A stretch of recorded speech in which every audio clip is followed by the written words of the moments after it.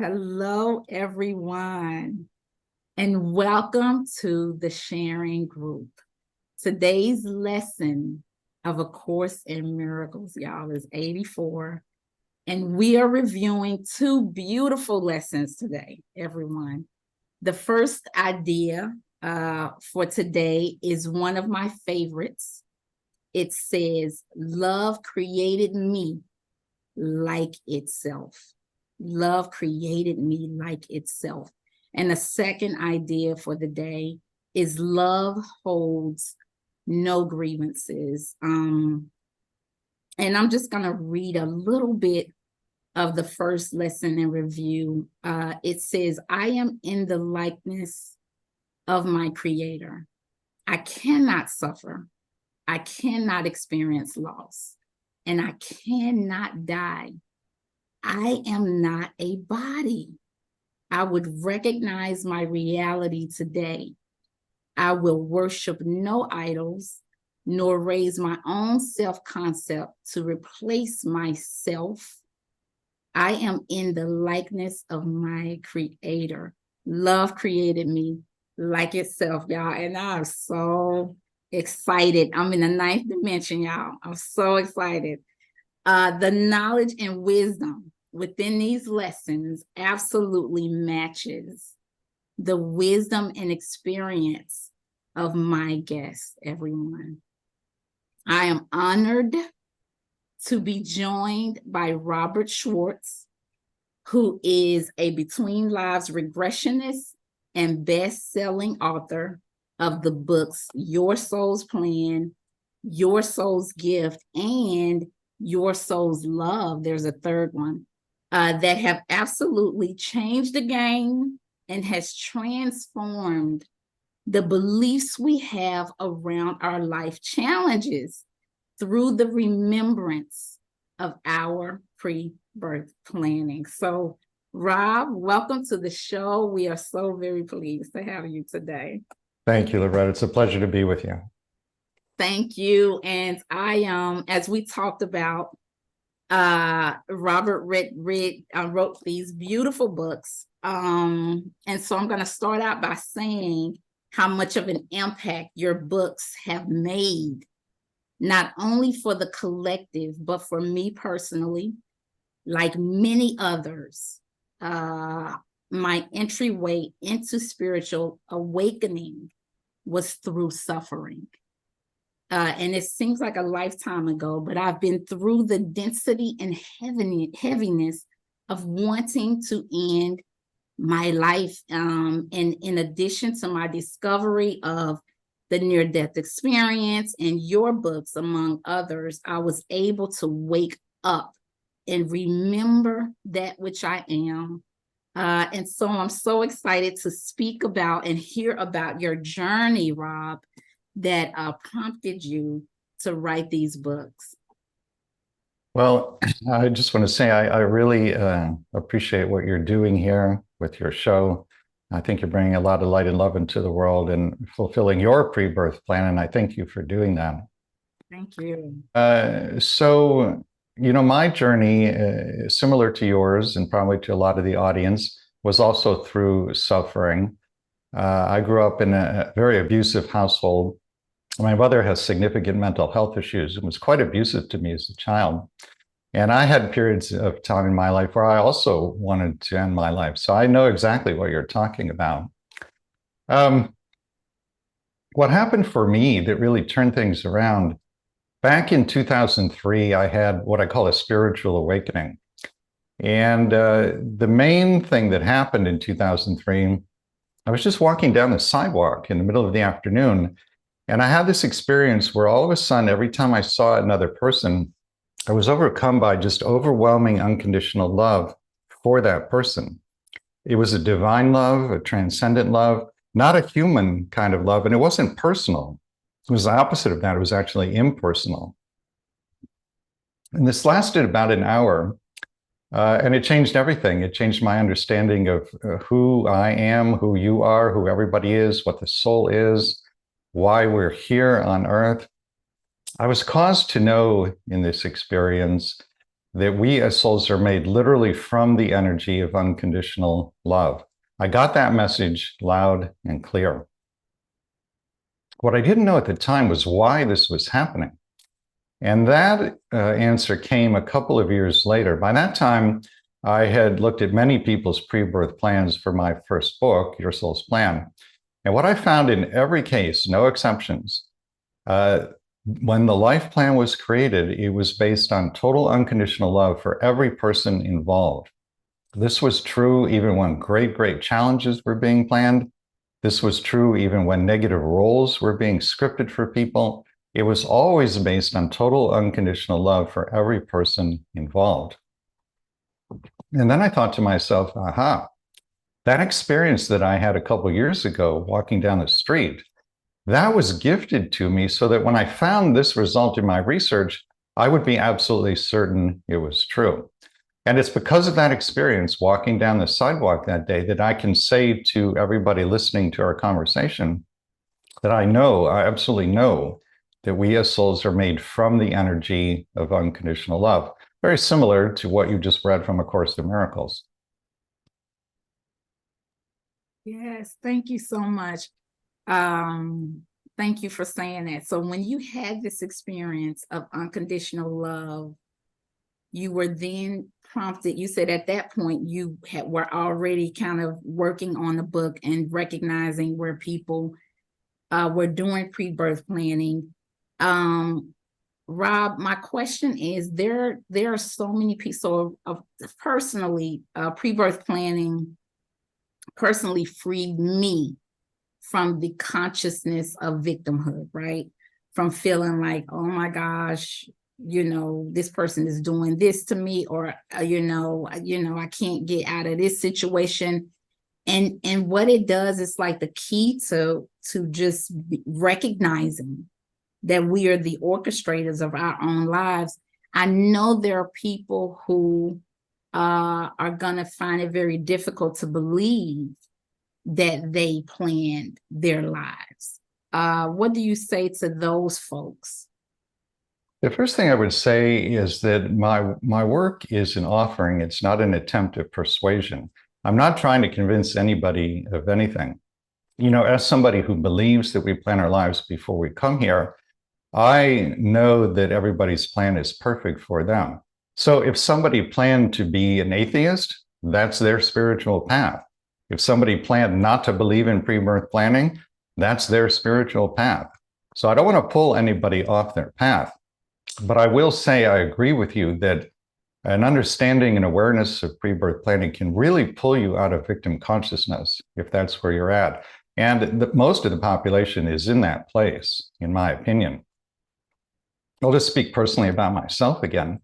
Having grown up in an abusive situation, I had an experience actually just a few months ago, between the worlds experience, where I would say about 75% of my consciousness went back to the other side, went home. About 25% stayed in body. So I still knew who I was, where I was, what I was doing, but mostly I was back on the other side. And who's there, who shows up but my mother? Now, she's still in body, so this had to be her higher self.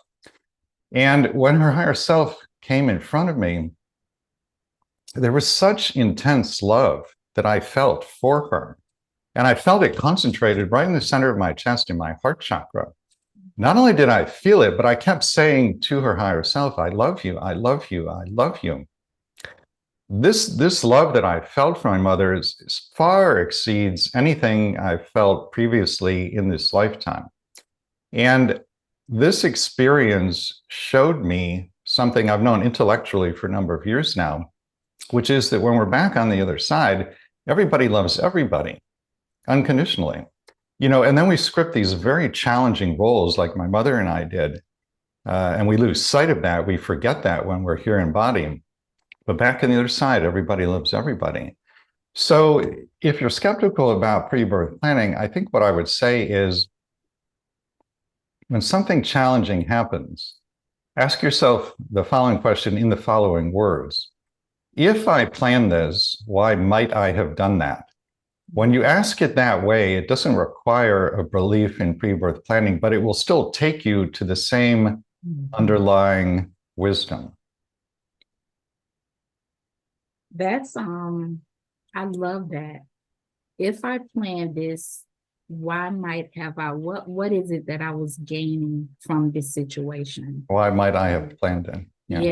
Yeah, that's amazing. And it a part of what you said, Rob, makes me think of one of my favorite authors, Neil Donald Walsh, in his parable of the little candle in the sun. I've read that. You know how in order to have this experience of itself, this candle needed to be have an experience where he needed to express forgiveness, and he needed a soul that was willing to do that. And so there's just so much forgiveness in that belief system, to see beyond the forms, because we are all here playing roles.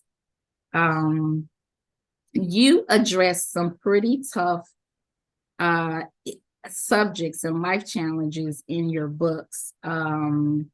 It was for those of us who have not read the books. So for those people who have not read the books, can you talk a little bit about your process and how you were able to validate the pre-birth planning of some of these these challenges, these life challenges? Yeah, I'd be happy to. So I researched people's pre-birth plans in two ways. I worked with mediums and channels who, in one way or another, could access that kind of information. And the first two books, Your Soul's Plan and Your Soul's Gift, are entirely based upon sessions with mediums and channels. Now, in the third book, which came out a couple of years ago, Your Soul's Love, I'm still doing that. But then I added the Between Lives Soul Regressions that I do as a hypnotist. So in terms of the mediums and channels, they got added in different ways. One way was I was able to hear people's pre-birth planning sessions, the actual conversations that took place when challenges were planned. I was able to talk with people's guides, angels, higher selves, loved ones who have crossed over, and ask all these beings what was planned and why. In the Between Lives Soul Regression, people talk to their council of elders. Those are the wise and loving beings who oversee your evolution. And you can ask literally any question and get an answer. So generally we would ask, what was planned? Why was it planned? How is this person doing in terms of fulfilling their plans? And how can they better fulfill their plans? And before I worked with any of those mediums and channels, I had personal sessions with all of them that confirmed to me that these are people with true gifts, and they're really accessing information from spirit. But I don't ask anybody to just automatically accept the information that's in the book. When you read the books, read with your heart more so than the mind. Run it past your own discernment, your own intuition. And if it feels like truth and it feels like it's going to be helpful, pick up the ball and run with it. If it doesn't feel like truth, then you can and you should set it aside. Yeah, I always say, Rob, there's always resonance. If there's resonance, you'll feel it. That's right. You don't have to be convinced. And I'm just gonna say, everyone, if you have not gotten these books, there's so much love that is the intention behind these books. Check it out. And Rob is a big advocate of going to the library, if it's available at the library. I've heard you say that. So if you can get them, I'm telling you, they are life affirming. If you're in a life challenging situation and it is persistent, it's very likely that you chose that particular challenge based on the evolution of your soul and what you wanted to experience and form. So yeah, please get that. So let's get into the life between life regression. You and your wife do that together, right? Actually, I just do that myself, except for the online workshops. Now, in some of the workshops, we do a group Between Lives Soul Regression. I lead that. And my wife is a channel. She channels the collective consciousness that we call the beings of light, very wise, loving, highly evolved beings. When I'm leading the Between Lives Soul Regression in the workshop, she is in a meditative state with the beings of light, or the BOL, as we call them. And they contribute their energy to the collective that's in the workshop. And we actually found, since she started doing that, that more people go into the trance state in the regression than previously. So it's very powerful. Yes, that's I definitely would like to participate. And you do them in group sessions. I understand. I've heard you say that our primary purpose to being here is to keep a high vibration. Can you express to the viewers why having a high vibration is so important? Yeah, your primary form of service to humanity, to Gaia, to the universe is through your vibration, your frequency, the energy that you're radiating out.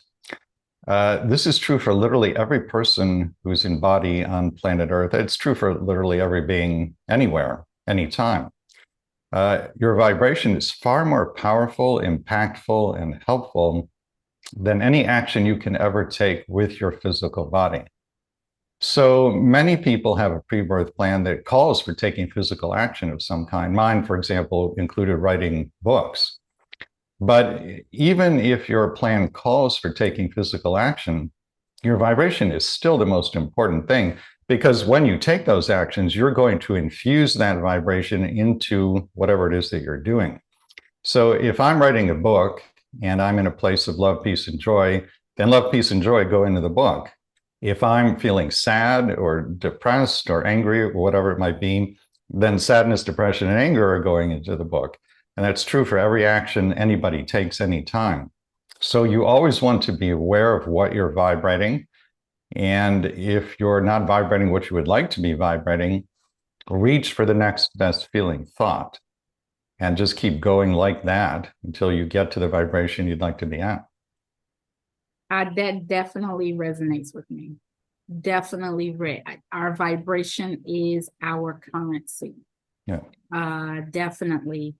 Your book, your first book, Your Soul's Plan, was originally titled, published as Courageous Souls. And the reason why I bring this up, Rob.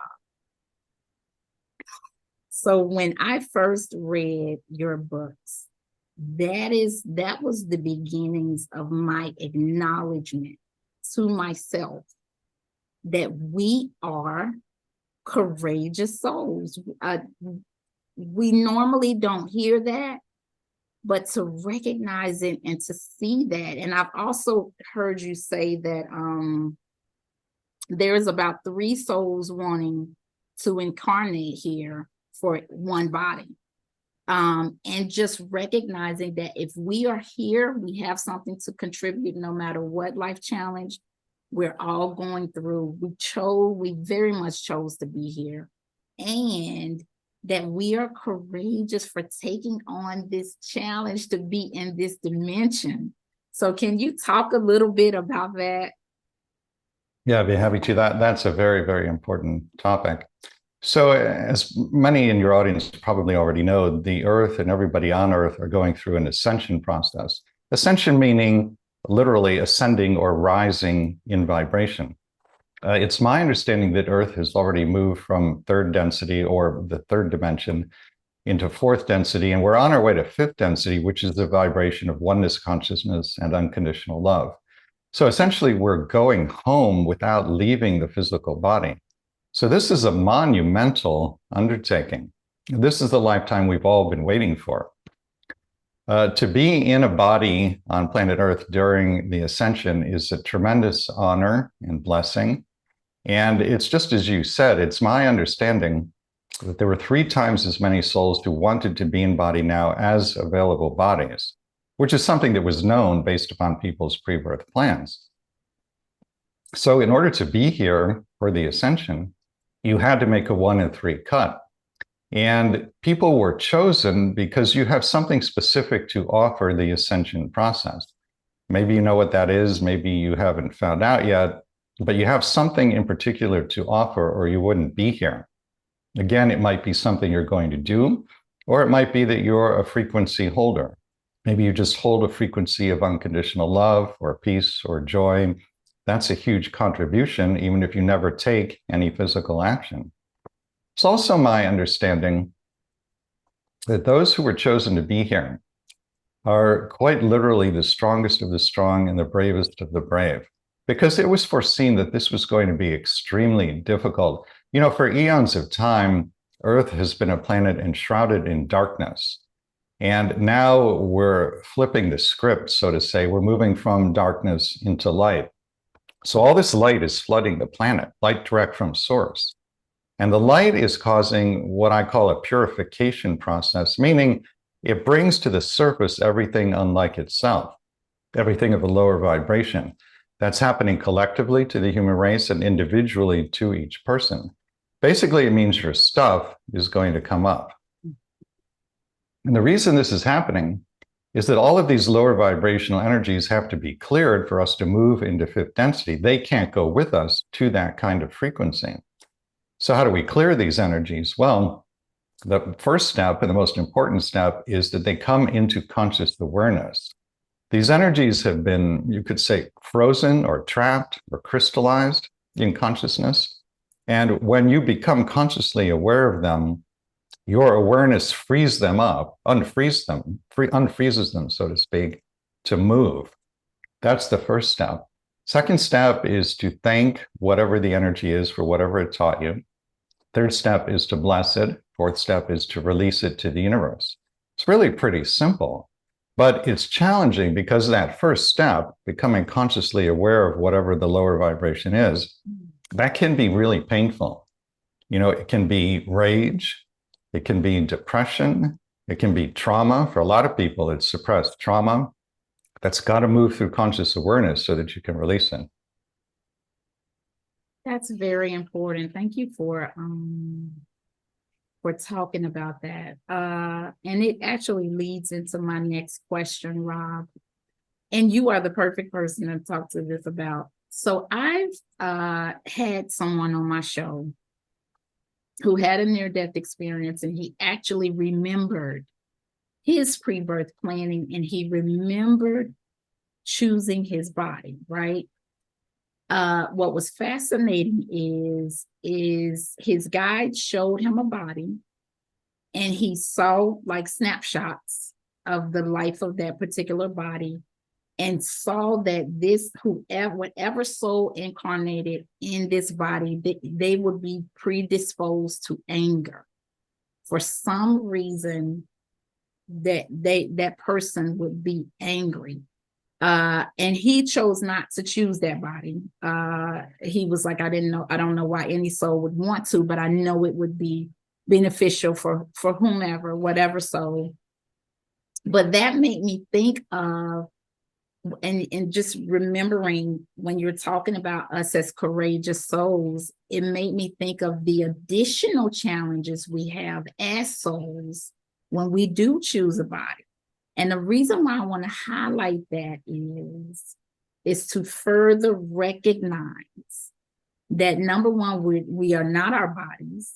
And number two, that we may be in a body that has a mental construct or DNA or whatever that predisposes us to have a particular personality or depression or whatever that we can be predisposed, but to recognizing that allows us to then step back into that which we really are and to transcend it. And I just was like, wow, that's just another level of the game we're in, right? To demonstrate as a soul, you know what, even if I incarnate in this particular body, I still can demonstrate myself as love. What do you think about that? You know, in the research I did for my books, I found a number of different reasons why we plan challenges for ourselves before we're born. But if you distill those reasons down, they all have a common denominator, which is we're learning lessons in how to more fully and freely give and receive love. That is the bottom line reason why everybody is in body on planet Earth. And in the Earth School, it's often done in a painful way. The challenges we plan have the effect quite often of breaking the heart open, which is extremely painful. But once it's broken open, love flows in freely, love flows out freely. That's really what we're trying to accomplish here. The other thing I would add to that, people say, well, I would never have planned such and such a challenge. It's just too difficult, too painful. You have to remember, nobody is permanently harmed by anything that happens here. And yet the wisdom and the enhanced, expanded ability to give and receive love, those become part of you literally for all eternity. So from that perspective, nobody's permanently harmed, and yet you're much more loving for all eternity. Well, then it does make sense that some souls, not all, but some, would plan big challenges. That's incredible to me. All of it. The pre-birth planning, the lives we've lived, our past lives, and just other lives, future lives, multidimensionality. I love the layers that we are. I love the layers that we are. I wanted to talk about one of my favorite stories in your book, the story of Penelope. And it's fascinating. And I'll let you explain a little bit about her story. And then I had a question about her. Yeah, Penelope's story is actually one of my favorites as well. So this is in the first book, Your Soul's Plan. There's a chapter about the pre-birth planning of deafness and blindness. Penelope is the deafness story. So Penelope was, I think, about 24 when I spoke to her for Your Soul's Plan. She was born completely deaf in both ears. Working with the mediums and channels, we went into her pre-birth planning session and heard the conversation she had with her guide when the deafness was planned. And what we found out was that in the lifetime immediately previous to this one, she had the same mother she has in this lifetime. And in that incarnation, when she was a little girl, she heard her mother shot to death by the mother's boyfriend. Now, she didn't actually see the murder, but she heard the gunshots that led to her mother's death. She was traumatized by that, so much so that it led her to suicide later in that lifetime. So Penelope returned to spirit with what you could call an energy of unhealed trauma, which now has to be healed. So in the pre-birth planning session, her guide says to her, "My dear, would you prefer to be born deaf so that no similar trauma will happen to you again, and so that you can complete your healing from the last lifetime?" And Penelope says, "Yes, that is what I want and what I wish to do." And then what follows is a fascinating dialogue in which she and her guide work out the details of the deafness. I'll just add here an interesting aspect of the story. Penelope obviously is female, and she's also African American. And this choice to be female, African American, and completely deaf was not random or arbitrary in any way. One of her goals was to deepen in compassion in this lifetime. And she felt before she was born that this relatively unusual combination of being female, African American, and completely deaf would put her in a lot of situations that would offer the opportunity and the motivation to cultivate compassion. And that's exactly what happened. She's an extremely compassionate person now. Courageous soul indeed. Courageous soul indeed. So what I specifically wanted to ask you about Penelope is that I read also in her pre-birth planning, Rob, that she actually asked the soul of the boyfriend who killed her mother to not reincarnate. And he agreed not to do that. And so it reminds me again of the love that we all really are on the other side. But I found that fascinating that those kind of conversations are had, That's a really interesting and important detail in Penelope's story. And what it says to me is, here on Earth at the level of the personality, we would look at this soul or the person the soul was in the past life, and we would have judgment. We would say, well, this person is a murderer. This person is a bad person. This person should be punished. And yet, on the other side, at the level of the soul, this soul is just as loving, just as service oriented as anybody else. And when Penelope asks him not to incarnate at the same time, out of love for her, out of respect for her, out of kindness and generosity of spirit, he readily agrees. He's just as loving, just as service oriented as anybody else, even though he was a murderer in that past life. Yeah, that's I love that. I love that. I loved his willingness to agree to that, and just the reminder. And he also, I understand, that was out of free will. That was not planned for him to murder her mom. And so again, that story introduces so much, because it also introduced the fact that everything that's done is not pre-birth planned. There is free will that comes into play. What do you have to say about that? There's an interaction between free will and pre-birth planning. So there's a hypothetical story I like to tell that it explains how this works. Let's say that there is a soul who I'll just call Sally. And Sally has had a number of past lives in which she did what other people told her to do, lived her life for others the way they thought she should live it. So at the end of those lifetimes, she has a life review, as we always do, sees that she has this tendency to defer to the wishes of others, and she wants to heal that. She realizes that is not who she wants to be. So her life plan in this lifetime is to bring back into body energetically the tendency to defer to the wishes of others, not for the purpose of expressing it, but for the purpose of healing it. Now, let's say there's another soul in Sally's soul group. We'll just call him George. And George has the opposite tendency. He's had a number of past lives in which he dominated others, told them how to live their lives. In his life reviews, he sees that. And like Sally, he's not so happy about that. He decides to bring that tendency back into body energetically for the purpose of healing it. Now, because they're in the same soul group, Sally knows what George's pre-birth plan is.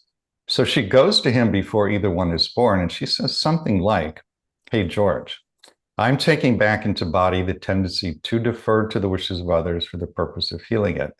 I see that you're bringing back into body the opposite tendency, the tendency to dominate, also to heal it. Why don't we make a pre-birth plan that we'll marry, say at the age of 30? And although we know it's likely to be a turbulent marriage, our hope is that I'll learn to stand up for myself and you'll learn to respect the wishes of others." And George says, "This is a great idea. Let's do it." So that's their plan. Now, let's say that when Sally is in body and 25 years old, she gets a job with an employer who's treating her with profound unkindness, lack of respect. And she marshals her resources and she takes a stand. She says to her boss, "Stop. You may not treat me this way. If you want me to keep working here, you must treat me with respect and kindness." In the moment she takes a stand like that, there's a tremendous increase in her vibration. If she can sustain the heightened vibration until she's age 30, now one of two things will happen. Either she and George never meet because her vibration is up here, his is here, they go right by each other. Or if they do meet, there's no attraction. Again, because their vibrations are so dissimilar, they have one date and then they never see each other again. So in this hypothetical story, Sally has used her free will to learn the plan lesson, which was to stand up for herself. That in turn obviates the need for the planned challenge, the turbulent marriage, and so it simply never happens. Now, somebody will say, well, what about George? Doesn't he still have to learn his lesson? Yes, he does. And he'll draw to himself another relationship or some other opportunity to learn to respect the wishes of others. So you see there's this intersection between free will and pre-birth planning. That is so juicy to me, Rob. Like, that is so juicy to me for so many different reasons. I love that in that there is an opportunity, because when people think of pre-birth planning, especially if they don't particularly like the life that they have created,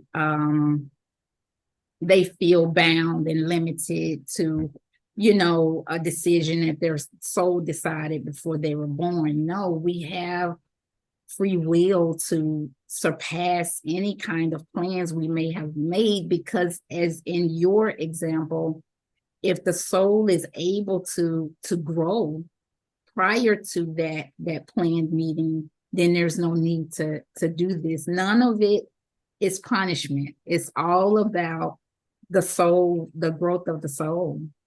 Yeah, that's exactly right. So there's a broad framework that's put in place by the pre-birth plans, but within that framework, your free will is paramount. And what actually materializes depends upon your free will decisions. I love that. I love it. I love it. I love it. I have heard you talk about the 5 reasons we plan our challenges. And I didn't know if you wanted to briefly go through those. If you know, you know what okay. I'd be happy to. So one of them is balancing and releasing karma, which are not the same thing. Balancing karma means you have a feeling of incompletion about a previous experience, and you plan something else to balance it so that you'll feel complete with it. Releasing karma means you heal the underlying tendency that created the karma in the first place. So a simple example of balancing karma would be 2 people who had a past life together in which one was ill and the other was the caregiver. When that lifetime is over and then they have the life review, they see the caregiving relationship portrayed, and maybe they feel complete with that, maybe they don't. If they feel complete with it, there's no karma. If they don't feel complete with it, the feeling of incompletion is the karma. And so most likely they would just trade places then and get the opposite end of the spectrum, the other part of the experience. The second reason for planning challenges is healing. And Penelope's story is a very good example of that.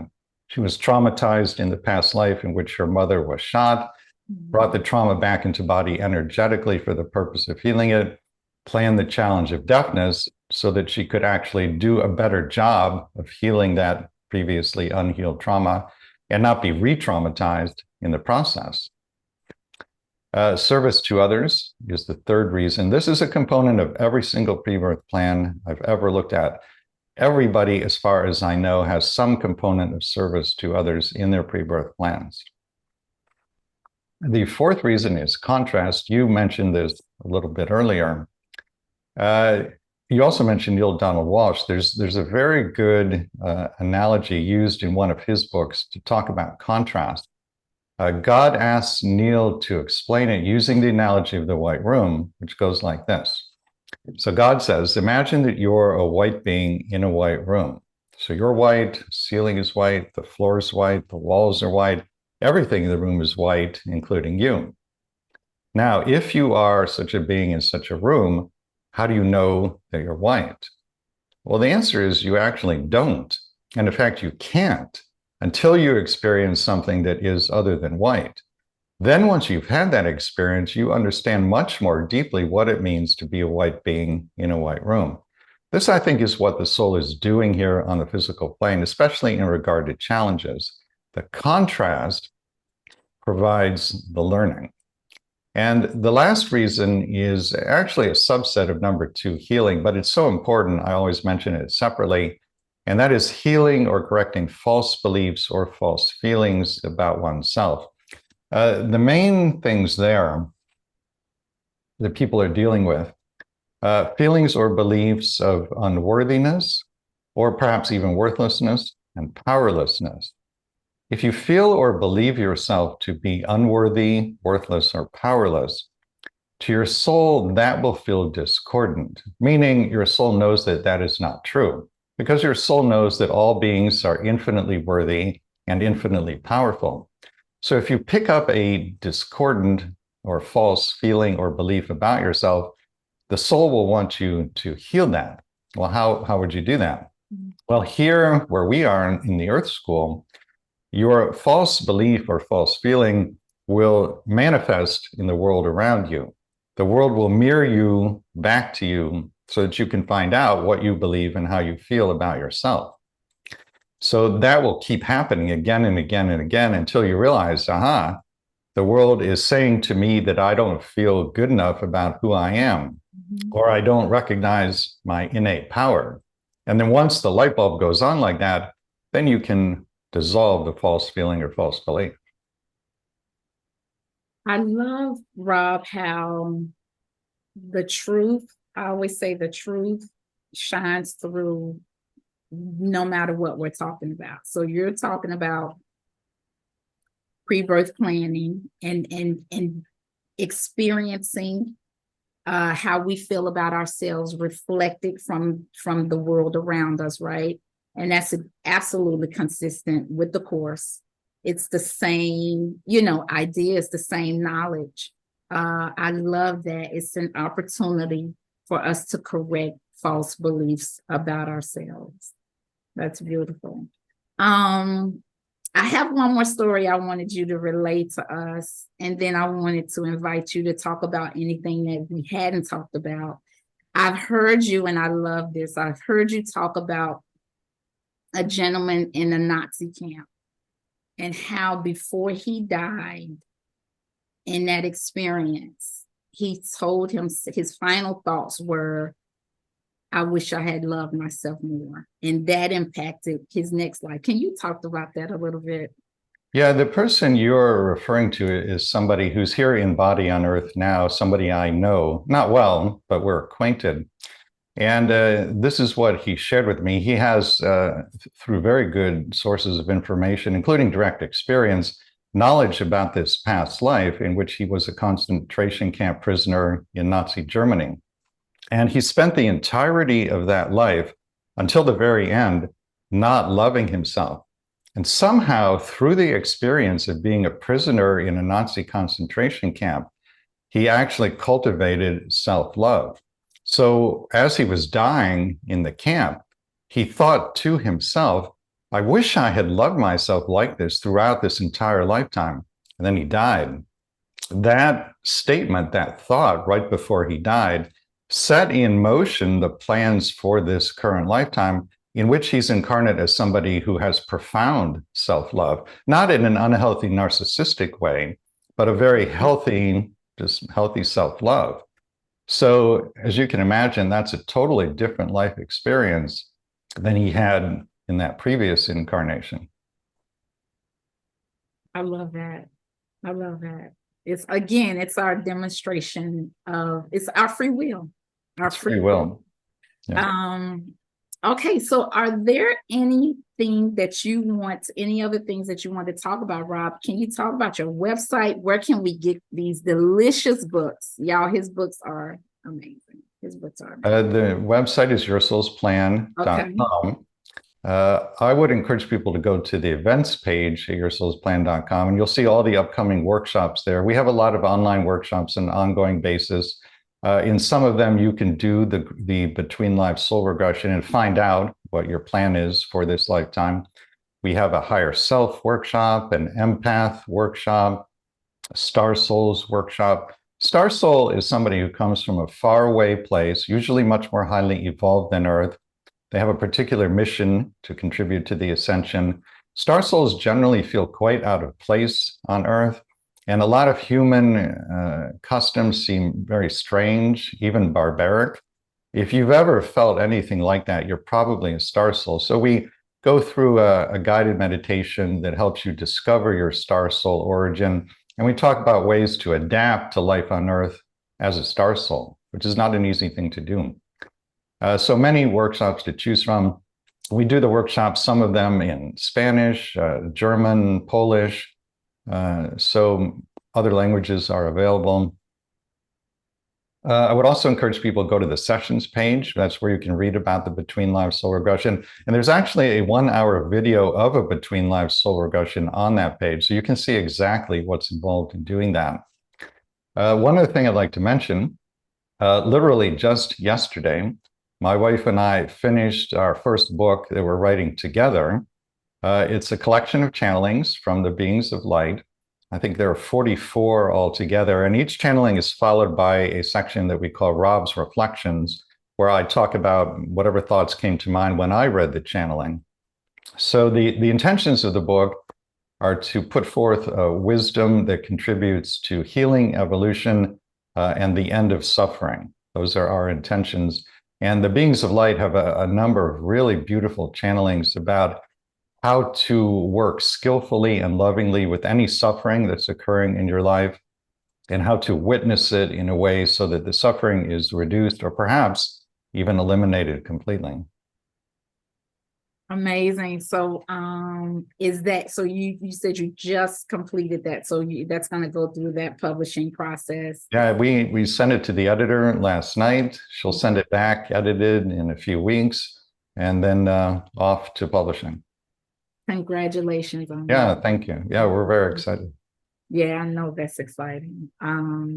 So everyone stay tuned on that. And that is that's where you encourage people to visit, right? Your Soul's Plan, those people who want to contact you for whatever reason. Yeah, there's a contact page at yoursoulsplan.com, and you can send a question or any message you'd like to send. I read all of them. I answer all the questions. Sometimes it takes a few weeks because there's a lot of email, but I do respond to all of them. Okay. Are there any last words of wisdom, Rob, that you wanted to share with the viewers before we close out? The message I'd like to leave people with, it's my understanding that everybody has what we call an energy signature, which is a combination of your unique color and your unique sound. Your energy signature is how other beings recognize you when you're home in the non-physical. Names are not important the way they are here. So after you've had an incarnation on Earth, it shows up in your energy signature. So when this lifetime is over, as you're traveling around the universe doing whatever you choose to do next, other beings will see in your energy signature that you were on Earth. And their response, as I understand it, is generally something along the lines of, "You went to Earth? Oh." And they're tremendously impressed because everybody knows how difficult a schoolhouse Earth is. So when they see this in your energy signature, they feel great respect for you and even admiration. The reason I share this is that I would invite everybody who heard our conversation, honor and respect yourselves for having the tremendous courage it takes to incarnate in the Earth School, and honor and respect everybody else because they have that same courage as well. That, Rob, is beautiful. That is beautiful. I always say that not all parts of God incarnate on this planet. Not everybody incarnate. No, not everybody takes the plunge to be here. That's right. I always try to remind people of that so that we can recognize our beauty and our courage for being here. And those are amazing closing remarks for us all to hold in our hearts. So thank you. I'm going to read your closing remarks, Rob. So Rob,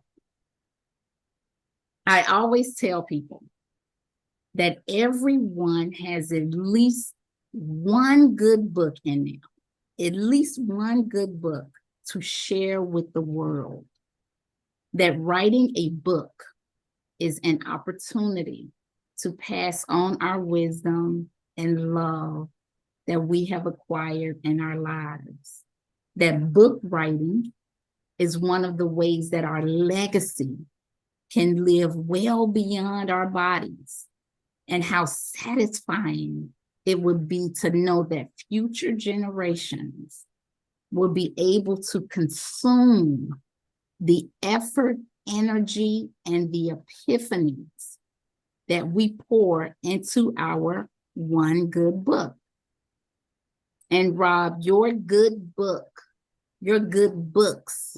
have done that and so much more. Your books and the work that you and your wife do for the collective has literally saved lives. The knowledge of pre-birth planning that you share in your work has freed many of us from the depths of hell. And I thought about what makes the truth of pre-birth planning so powerful, so life-transforming, so impactful. And I figured out what it is that makes it that. Your books and the beautiful concept of pre-birth planning enables us to forgive it all, to just forgive it all, to free ourselves from the grudges and the grievances of the circumstances, to forgive our bodies of illnesses, to forgive our family members, to forgive ourselves, and ultimately recognize that there is no need for forgiveness at all, because all there ever is and all there ever was is love. It was all love. It is all love. It was all planned out from love, for love, to recognize that many of the people who gave us the hardest times in life may have done it as a result of us asking them to before we were born, because we are just that courageous. We are just that powerful. Pre-birth planning reminds us of our power, our beauty, and our divinity, that we are the film directors of our lives, that we set up the players and the roles and even the settings for our divine growth. It is an exercise in remembering that which we are.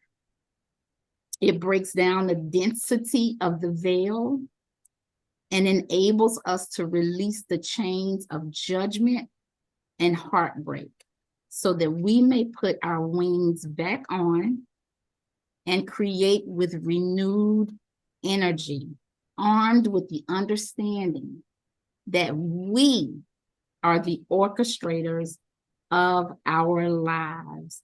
My copies of your books are worn and read and reread because they saved my life, and words cannot express how honored I am to have you here on my show.